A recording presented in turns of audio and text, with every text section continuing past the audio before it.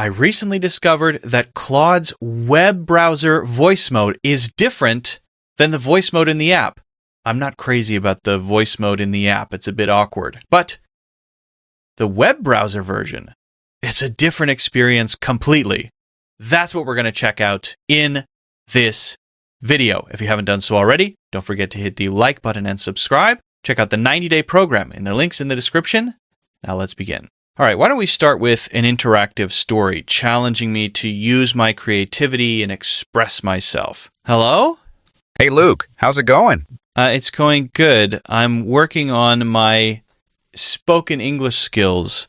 I want to do a story game where we take turns. So you start a story with a couple sentences, and then I continue with a couple sentences. Then we go back and forth, and let's try to keep it interesting.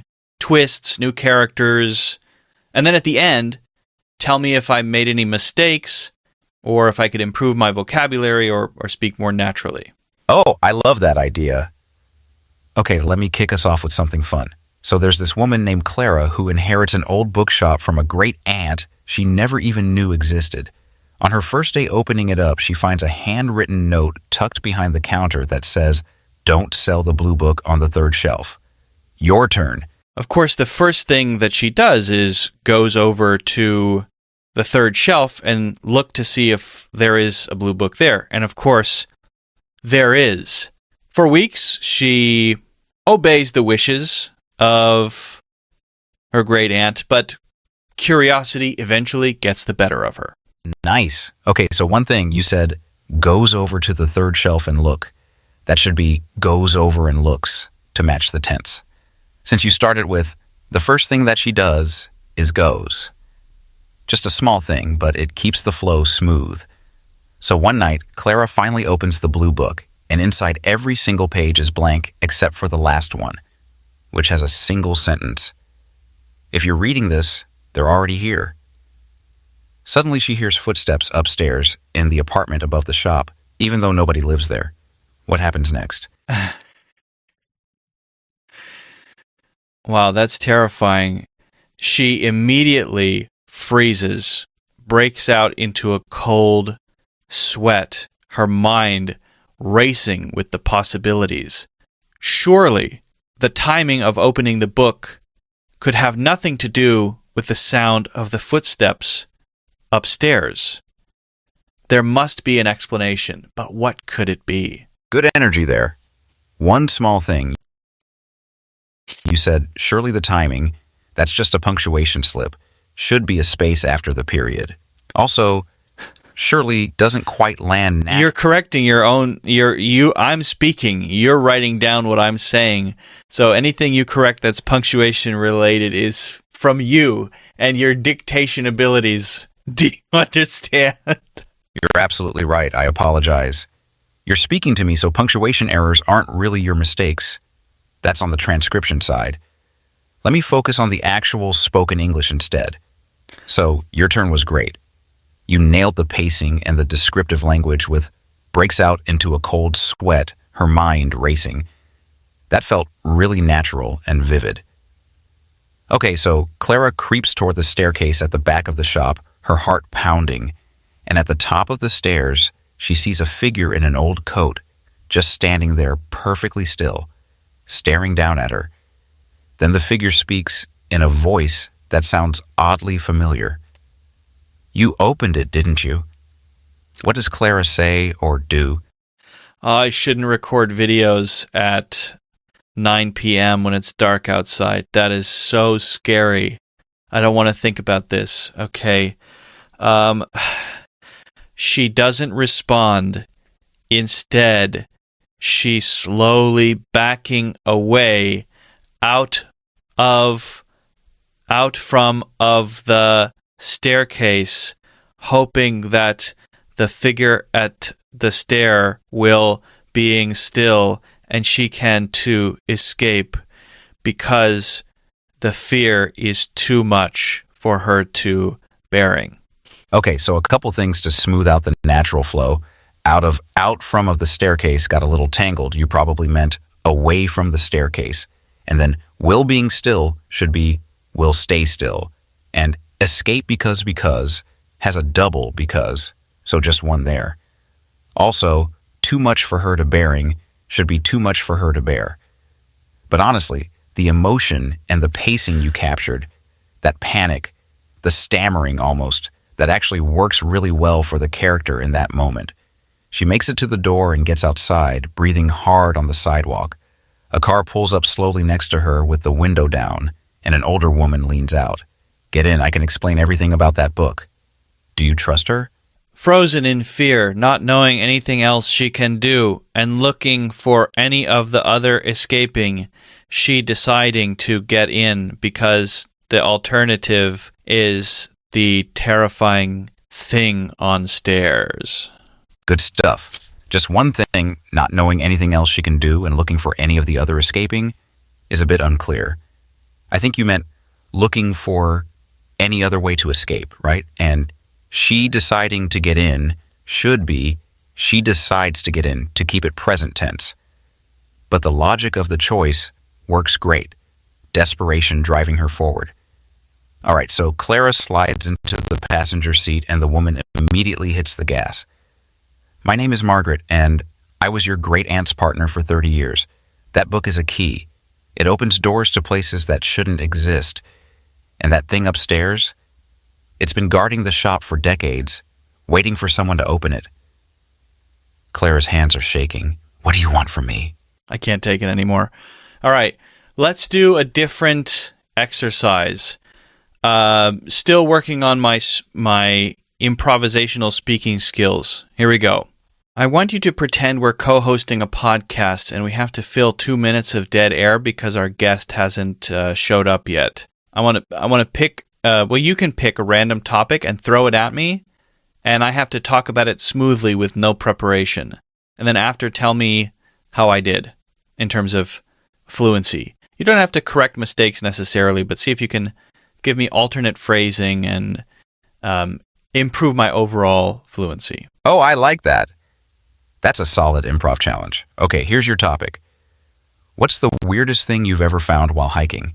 One time I go on a hike on abandoned train track while doing the live stream with nearly 5,000 of live viewer. The train track was very overgrown, and there were many bottles and old clothes, trash, and many other kind of thing on the train track. It was a little creepy, but interesting for the live content. I found, surprisingly, a journal or a notebook and opened it to find many lyrics for a rap song inside, or many rap songs. And I read some of the lyrics on the live stream, and then I heard some strange noises, so I escaped from the abandoned train line. Nice. You held it together really well under pressure. A few things to smooth out the flow. I was going on a hike. Should be I went on a hike. Were many bottles. You caught yourself there, but there were is the right past tense. And many other kind of thing works better as many other kinds of things. Here's how I'd rephrase some of that for more natural pacing. Instead of, I found surprisingly a journal, you could say what really surprised me was finding this journal. It puts the emphasis on the surprise more naturally. And instead of, I escaped from the abandoned train line, you could say I got out of there pretty fast. It's more conversational and less repetitive. Overall, though, your storytelling was solid. You gave good detail, kept the energy up, and you didn't lose the thread even with the time pressure. The creepy vibe came through. How'd that feel? Yeah, very good. Let's do one more thing, a separate task. Are you ready? Yeah, absolutely. What have you got? Give me a moral dilemma, something with no clear right answer. And I have to argue one side for a couple minutes, and then if you want, you can argue the opposite side, and then tell me how well I explained myself, and give me suggestions on how I could have explained myself better. All right, here's one for you. Imagine you're a teacher, which, hits close to home, and you discover that one of your best students has been using AI to write their essays. They're learning a ton from your feedback, improving their skills genuinely, but technically they're breaking the rules. Do you report them or give them a chance to come clean first? Go. Can you clarify this scenario? Am I in an institution where the rules state that AI is not allowed? Yeah, good question. Let's say you're teaching at a traditional high school where the handbook explicitly prohibits AI use on assignments. So there's a clear rule on the books. Does that help? Yeah, I think the first thing I would do, quite frankly, is empathize with the student and just say, hey, listen, AI is so useful, and I think the rules are lagging behind the innovation here, and that you're probably not being best served by the rules because they're behind. They haven't caught up with what's possible with AI. So you're just working in, and I, as a teacher who has to enforce the rules, we're just working in a framework that's out of date. I think that these skills can be learned both with AI and without. So if you want to talk about how to learn these skills, we can come up with a plan where you follow the rules technically, right? Turning in an essay, but we can talk about how to use AI tools for your own stuff, for your personal work, for things you do on the side, so that you don't fall behind and you don't have to limit yourself. That's really compelling. You didn't dodge responsibility, but you reframed the whole situation as a systems problem rather than a student problem. That's sophisticated. You pivoted away from punishment toward collaboration, which feels authentic to who you are as a teacher. A couple things that could have sharpened it. You said they're probably not being best served by the rules because they're behind. That's a bit wordy. You could tighten it to something like, the rules aren't serving them well because they're outdated. And when you got to turning in an essay, but we can talk about how to use AI tools for your own stuff, that transition felt a little rushed. You could pause there and say something like, so here's what I'm thinking, to signal you're moving to the solution. The strongest part, though, you didn't lecture, you offered partnership. That's persuasive. Want me to take the opposite angle now, or are you good? No, I think that's good. That's legitimately great feedback. I was just speaking from the hip, and I think it came off that way. I didn't have an outline formulated in my head. I was just winging it, and for that reason, it was a bit too wordy. It was a little stilted and definitely could have been more natural. All right, so verdict on the voice mode. I think it's pretty good. It's definitely better than ChatGPT's voice mode. It doesn't feel like it's just telling you what you want to hear, trying to end the conversation, being weird about everything, very formulaic.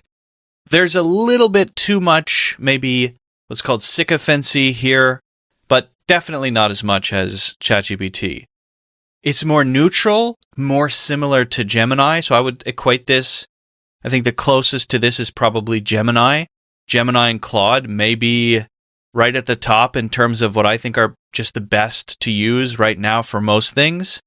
It's natural, but maybe not as human sounding as Sesame, not as human sounding as Grok, although the Grok voice modes tend to be a little too sassy and too jokey. So they go a little too far. Very natural, but they go a little too far. This is just neutral, just trying to be useful, and for that reason, it kind of reminds me of Gemini. They're very similar. I like seeing the transcript. That's a pretty good experience. The feedback was, fine. Nothing special, but useful, fine. Decent feedback. And so I think Claude's really